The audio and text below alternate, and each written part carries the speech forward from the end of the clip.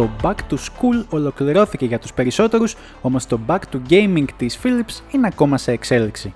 Οι εύνοια αυξάνονται με πολύ γρήγορο ρυθμό και ήδη έχουμε περισσότερα μοντέλα διαθέσιμα που καλύπτουν τις πιο γήινες απαιτήσεις. Ο λόγος για την εύνοια 27M2 C5500W των 27 ιντσών που φέρει QHD ανάλυση και specs που δεν μας εκπλήσουν πλέον. Το μεγάλο αλλά και η πρώτη σημαντική έκπληξη έρχεται όταν κοιτάξουμε το ρυθμό ανανέωσης της συγκεκριμένης που αγγίζει τα 240 Hz. Αυτό σημαίνει ότι θα μπορούμε να παίξουμε κάθε competitive τίτλο σαν να τον ζούμε στα αλήθεια. Ή σχεδόν. Αν ο ρυθμός ανανέωσης δεν συγκίνησε τους hardcore θεατές, τότε η Philips θα προσπαθήσει και με άλλους τρόπους να τους πείσει. Η οθόνη τρέχει χάρη σε ένα VA panel 27 ιντσών με WLED backlight. Το panel πιθανόν είναι της Samsung, ωστόσο όταν βουτάμε στα βαθιά βρίσκουμε κάτι που θυμίζει AUO. Η μέγιστη φωτεινότητα του panel είναι τα 400 CDM2, τα καντέλα ένα τετραγωνικό, τυπική δηλαδή σε σχέση με άλλες gaming HDR οθόνες. Ναι, η συγκεκριμένη φέρει υποστήριξη για το βασικό και ελαφρώς υποδεέστερο σε ποιότητα Display HDR 400. Παρά τα όσα ακούγονται τριγύρω, το πρότυπο δεν διεκδικεί την πρωτιά στο πόσο ωραίο δείχνει, αλλά πίστεψέ με, από το να μην έχεις την επιλογή είναι ένα χαρακτηριστικό που δεν θα πάει χαμένο. Η ανάλυση είναι η μικρομεσαία QHD, δηλαδή 2560 x 1440 pixels. Ούτε τεράστια, αλλά ούτε και μικρή για να μην μπορούμε να δουλέψουμε με άνεση στα ούτως ή άλλως άδεια Excel μας. Τα gaming χαρακτηριστικά συνεχίζουν όταν κοιτάξουμε παραπέρα. Η ύπαρξη του AMD FreeSync Premium Pro φανερώνει τις gaming διαθέσεις της συγκεκριμένης, ενώ ο ρυθμός ανανέωσης των 240 Hz το επιβεβαιώνει και με το παραπάνω, αφού μιλάμε για έναν αρκετά υψηλό αριθμό. Προς μεγάλη μου έκπληξη και παρά κάποιες από τις φωτογραφίες στο site, η οθόνη έχει ανθρακή απόχρωση. Θα την έλεγες και γκρι, όμως δεν προβληματίζει και εξακολουθεί να είναι οπτικά συμβατή με το υπόλοιπο σύστημα. Ταιριάζει άψογα με λευκά PC cases, λευκά γραφεία αλλά και μαύρα, αφού θα ξεπροβάλλει όμορφα με τη μεγάλη της κυρτότητα που αγγίζει τα 1000R. Η κυρτότητα δείχνει σχετικά μεγάλη για τη διαγώνιο, αν και υπάρχουν πολλές με αντίστοιχη ευληγησία, προσφέρει αρκετά καθηλωτική εμπειρία και δεν χάνουμε σε περιεχόμενο.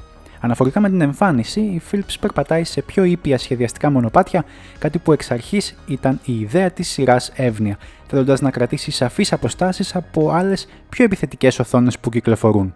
Οι 27 ίντσες δείχνουν πως έχει το ιδανικό μέγεθος για να ταιριάξει παντού, στο δωμάτιο, στο μικρό γραφείο μας ή σε οποιοδήποτε γωνία. Η βάση της πλαστική και κατά 30% ανακυκλώσιμη. Το πίσω μέρος της έχει αισθητική που θυμίζει την ιδιαίτερη ultra-wide της σειράς εύνοια που είδαμε πριν από μερικό καιρό. Τα σχέδια στην πλαστική βάση της παραμένουν, όμως μην περιμένετε να τα δείτε όσο είστε βυθισμένοι στο gaming session σας. Η σκούρα απόχρωση σε συνδυασμό με την ευκολορύθμιστη βάση φτιάχνουν έναν καλό συνδυασμό. Η βάση πηγαίνει αρκετά σε ύψος και επιτρέπει περιστροφή και κλίση, αλλά είναι στιβαρή και δεν κουνιέται περίεργα, όπως επίσης δεν υποστηρίζει περιστροφή στον κάθετο άξονα. Στο πίσω μέρος υπάρχουν δύο DisplayPort 1.4 και δύο HDMI 2. Οι HDMI θα περιορίσουν το σήμα στα 144 Hz, ενώ με το DisplayPort το σήμα θα τρέξει στα μέγιστα 240 Hz, οπότε προσοχή όσοι έχετε περίεργα setups και κονσόλες. Στη λίστα των θυρών έχουμε 4 USB Type-A με τις δύο να υποστηρίζουν fast charging για περίπου 7,5W ισχύως ανά θύρα. Παράλληλα έχουμε και μία έξοδο ήχου η οποία παίρνει το σήμα από τις εισόδους εικόνας. Με λίγα λόγια, το I/O είναι πλούσιο.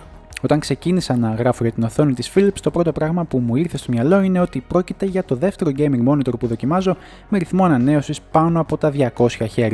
Η διαφορά σε σχέση με εκείνο το Aorus είναι σημαντική και νομίζω ότι το μόνο σίγουρο είναι πως τα VA panels έχουν προχωρήσει αρκετά από τότε. Να σημειώσω ότι το τότε monitor είχε ένα τυπικής ποιότητας TN panel, αλλά η υπεροχή των VA σαν gaming monitors ήταν φανερή από τότε.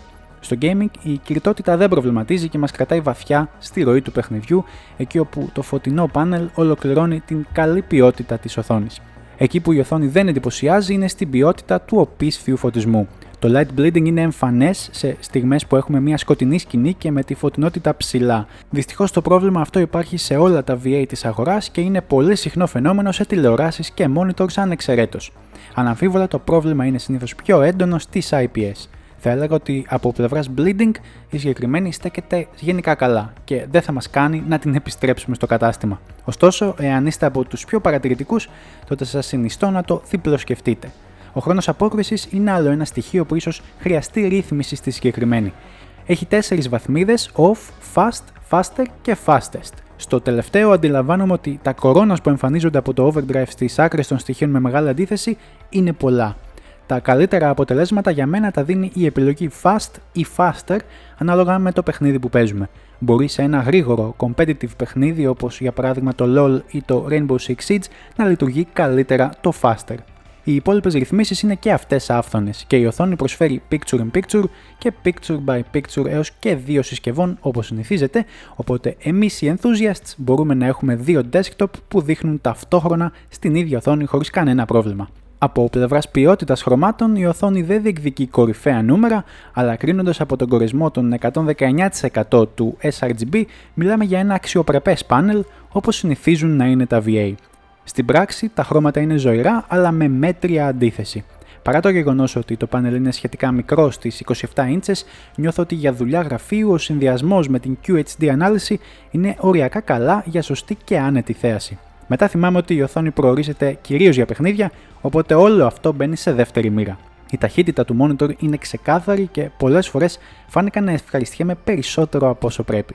Η mainstream εύνοια αφήνει καλές εντυπώσεις και σε γενικές γραμμές έχουμε να κάνουμε με ένα καλό monitor που ανταπεξέρχεται υπέροχα στις gaming απαιτήσεις του σήμερα. Τα παιχνίδια δείχνουν ολοζώντανα και αν έχετε ένα ισχυρό setup για να τα απολαύσετε στο πλήρες φάσμα του ρυθμού ανανέωσης που φτάνει τα 240 Hz θα τη λατρέψετε. Η ανθρακή απόχρωση και τα σχέδια στην πλάτη της είναι το σήμα κατά τεθέν όλων των εύνοια και χαρακτηριστικό γνώρισμα που θα το δούμε και σε πολλά ακόμα μοντέλα. Αξίζει να σημειώσω ότι η οθόνη ενσωματώνει αρκετά εργονομικά στοιχεία που της επιτρέπουν ευκολότερη ρύθμιση επάνω στο γραφείο. Άλλο ένα plus για το μικρό μέγεθός της. Χάρη στο VA panel της, τα χρώματα είναι άφθονα και όσον αφορά τις συνολικές επιδόσεις, περνώντας μία φορά από το πλούσιο μενού της, αποκαλύπτονται πολλές ρυθμίσεις για να φτιάξουμε την εικόνα κατά τα πρότυπα που γαληνεύουν την ψυχή μας περισσότερο. Στην αγορά, η 27M2 C5500W μας έρχεται με τιμές που ξεπερνούν εύκολα τα 400 ευρώ, ενώ στην Ευρώπη μπορεί να τη βρούμε και κάτω από τα 380 ευρώ, εκεί όπου θεωρώ ότι είναι και η σωστή τιμολόγηση. Ο ανταγωνισμός παραμονεύει σε αυτή την κατηγορία τιμών, όμως η ουσία είναι ότι δεν υπάρχουν πολλά με αυτά τα χαρακτηριστικά για την ώρα. Η Philips με αυτόν τον τρόπο φαίνεται πως χτυπάει πολλούς κατασκευαστές σε μια κέρια αγορά που βγάζει νόημα για τους gamers που θέλουν όλα τα frames της γης. Είμαι ο Λουκάς και αυτό ήταν ένα ακόμα βίντεο του 8bits. Ακολούθησέ μας στα social media και στο site μας 8bits.gr για να μαθαίνεις τα νέα όπως πραγματικά συμβαίνουν. Τα λέμε στο επόμενο.